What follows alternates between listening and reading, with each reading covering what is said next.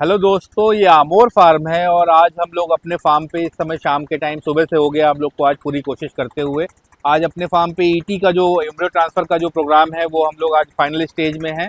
और गोदरेज की टीम हमारे यहाँ आई हुई है पुणे से और पंजाब से, इनके कुछ मेंबर्स आए हुए हैं जो इससे एक महीना पहले भी ये लोग हमारे आए थे। तो ईटी का एक प्रोग्राम होता है जिसमें हम लोग एक और बेहतर जेनेटिक्स, जैसे हम लोग क्या है कि मान लीजिए हमारे फार्म पे 100 एनिमल्स हैं तो 100 में से कुछ होंगे जो ग्रेड 1 में होंगे, कुछ होंगे ग्रेड 2 में होंगे। मतलब अगर मैं उसकी हायरार्की की बात करूं ब्रीड के वाइज, एम्ब्रियो क्या करता है, एम्ब्रियो ट्रांसफर से क्या होता है, वो एआई के एक स्टेप आगे की चीज़ है। आर्टिफिशियल इंसेमिनेशन से हम लोग एक स्टेप आगे निकल आते हैं।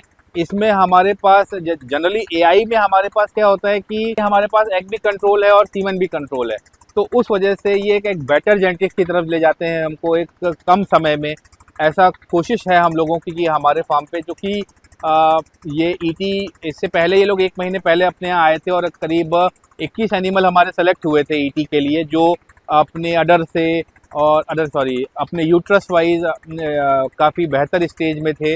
इनको यंग एनिमल चाहिए ईटी के लिए, हालांकि इससे कोई ज़रूरी नहीं है कि यंग ही हो, यूट्रस की हेल्थ बहुत अच्छी होनी चाहिए। तो हमारे 21 एनिमल हम लोगों ने लगभग इनको 30 एनिमल दिए थे, जिसमें से 21 एनिमल इन्होंने सेलेक्ट किए कि हाँ इसमें हम ये ईटी करेंगे। और उसके बाद एक महीने का पूरा प्रोटोकॉल था जिसको हम लोग समय समय पे अलग अलग जो भी प्रोटोकॉल्स थे उसको फॉलो कर रहे थे। और आज ये ईटी का फाइनल डे है जिस दिन हम लोग एम्ब्रियो को ट्रांसफ़र कर रहे हैं अपने फार्म पे। और ये एक लेंदी प्रोसेस था, सुबह 7 बजे से शुरू हुआ और अभी लगभग 5-6 बज रहा होगा। तो हम लोग उस पूरे प्रोसेस में आज अब जाके एंड होने वाला है ये ईटी। इसके बाद ये पीडी और जैसे नॉर्मल एआई के जो बाकी प्रोसीजर होते हैं वो होंगे। डेयरी फार्म पे हम लोगों की कोशिश क्या होती है कि भाई जो ये ब्रीडिंग सीजन है अपना, जो मान के चलिए कि अक्टूबर से शुरू होता है और लगभग फेब मार्च तक जाता है। हम लोग को वैसे भी, चूंकि हम लोग ट्रॉपिकल कंडीशन में एनिमल को पाल रहे हैं, डेयरी फार्मिंग कर रहे हैं, तो हम लोगों को वैसे भी बहुत कम समय मिलता है ब्रीडिंग के लिए एज़ कम्पेयर टू द जो बाहर के देश हैं जहाँ पे पूरे समय ठंड रहती है, टेम्परेचर जो है वो उनके कंट्रोल में रहता है। हम लोग क्योंकि अभी जैसे ही गर्मी में जाएंगे फिर ह्यूमिड आएगा तो हमको कंसेप्शन वैसे ही कम मिलता है। तो हम एज अ डेयरी फार्मर जिस टाइम को सबसे इम्पॉर्टेंट हमारे लिए साल भर में होता है, उस टाइम को यूटिलाइज़ करते हुए हमने आज ये कोशिश करी कि अपने यहाँ पर इस काम को हम लोग अच्छे से, मतलब जो परफॉर्म कर पाएँ, और अपनी तरफ से जो कोशिश थी हम लोगों ने पूरी करी। लेकिन अब ये है कि अब होप फॉर द बेस्ट यार, मतलब देखते हैं कि क्या होता है, कितने एनिमल कंसीव करते हैं, क्या होता है। आपसे भी मैं उम्मीद करता हूँ कि आप भी दुआ करेंगे कि हम लोग अच्छा कर पाएँ, प्रार्थना कीजिए। तो इस ईटी में दोस्तों हमने दो बुलों का सिलेक्शन किया। एक तो वर्डवाइड शायर का लेचवर्थ हम लोग इस्तेमाल कर रहे हैं, और इसी में हम जर्सी में हम लोग विजय कसिनो एक बुल है। काफ़ी दोनों के जो मुझको ट्रेड्स थे अपने फार्म के हिसाब से, मुझको वो दोनों बेहतर लगे, दोनों ही बुल ईटी के लिए। तो हम लोग लगभग 6 से 7 जर्सी के एम्ब्रियो पे काम हुआ है आज, और लगभग 12 से 13 करीब इस पे हुआ है। अभी कुछ हो रहा है तो इस अभी ये फिगर जो भी है ये थोड़ा बहुत घटे बढ़ेगा, बट जर्सी का फिक्स है उतना। हम लोगों ने अभी 6-7 जर्सी करा लिया है, बाकी लचवर्थ हम लोग अभी चल रहा है ईटी। तो ये होता रहेगा, और इसका पीडी जो होगी, मतलब जो प्रेगनेंसी डिटेक्शन है, ये लगभग 30 दिन बाद ये लोग, इनकी टीम वापस से आएगी, और फिर ये पता चलेगा कि भाई ईटी में कितना सक्सेस रेट रहा, मतलब कितने एनिमल हमारे कंसीव किए और कितने नहीं कंसीव किए। हम लोगों ने अपनी तरफ से पूरी कोशिश की है कि 100% कंसेप्शन हम लोगों को मिले। और आप भी जान रहे हैं कि कोई भी नहीं चाहता कि हम गर्मी में जाएं अपने हर्ड को लेके, उसमें से मतलब मैक्सिमम टू मैक्सिमम मैं तो चाह रहा हूँ कि 100% कंसेप्शन इस बार टारगेट है, कि एक भी एनिमल हमारा जो है वो मार्च एंड के पहले खाली ना रहे। तो उसको, उस टारगेट को पकड़ने के लिए, अचीव करने के लिए इस ईटी का सक्सेस होना बहुत ज़रूरी है हम लोगों के लिए। क्योंकि बहुत मेहनत की है हमने, हमारे स्टाफ ने लास्ट एक महीने पूरी ठंड, लगभग आप मान के चलिए 15 दिसंबर से मैं इसके पीछे लगा था कि भाई मैक्सिमम एनिमल हमारे सेलेक्ट हों। ईटी की बहुत सारी अपनी शर्तें हैं, और इसके अभी रिज़ल्ट को भी मतलब ये कह लेना कि भाई यही सक्सेस का तरीका है या यही बेस्ट ब्रीड पे जाने का तरीका है। हम लोग अपनी एक ब्रीड की जो जर्नी थी वो तो अपने फार्म पे हम लोग चल ही रहे थे, और उसका रिजल्ट भी था हमारे पास कि भाई हमारे पास अपने ब्रीड किए हुए जो हीफर्स हैं वो फर्स्ट लैक्टेशन में जब आ रहे थे तो लास्ट टू लास्ट ईयर हम लोग 30 क्रॉस कर रहे थे। इस बार हम लोग जो है मतलब लास्ट ईयर जो है वो 32-34 क्रॉस कर रहे थे। इस बार मतलब इक्का दुक्का इससे पहले भी जो मान लीजिए, जैसे मैंने पहले भी बताया कि हम लोग फार्म पे कोशिश कर रही है शुरू से ही कि ब्रीड पे पहले दिन से काम किया जाए। और अगर मान लीजिए कोई मदर काऊ हमको बहुत बढ़िया मिली, जैसे सुधीर जी के यहाँ से मान लीजिए या और कहीं से जहाँ से हम लोगों ने गाय अपने फार्म पे लाए, मैक्सिमम तो जो पंजाब वाला हम एक ब्लॉक लाए थे वो तो नहीं सफल रहा था। ईटी का तरीका ये है कि भाई हम लोग कर रहे हैं, नई टेक्नोलॉजी है, मतलब मेरी अपनी तरफ से कोशिश रहती है कि भाई जो भी नया डेवलपमेंट डेयरी फार्मिंग के सेक्टर में बाहर से पता चले या अपने इंडिया में वो प्रैक्टिसेस हो रही हों तो उसको करना चाहिए। मतलब मेरा अपना मानना है टेक्नोलॉजी के साथ जाना ही चाहिए।